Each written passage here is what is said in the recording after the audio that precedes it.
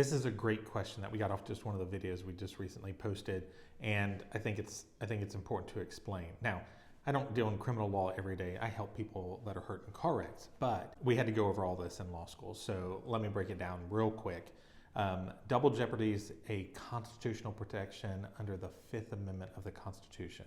And everybody thinks about the Fifth Amendment as right to remain silent. Well, yes, that's there, but also jeopardy is in that same amendment. That's where we base it constitutionally.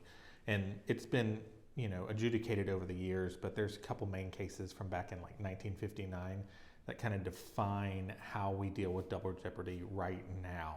Basically, it's just a protection for the citizens to protect against government harassment through, constant prosecution once you're acquitted. Once there's a conviction or acquittal, the government can't come back and try again. Jeopardy attaches at different points. And generally speaking, in a criminal case, you're dealing with a jury trial, and jeopardy starts once the jury is impaneled and sworn in. So once that happens, and if the case is dismissed or whatever, then the prosecution can't come back and redo whatever it is that they're trying to get you for. So you've got the federal government on one side, and you've got the state government on the other side, and that's why we're United States. The states have their own constitution, the federal government has a federal constitution, and then the states came together to form what we call the Union.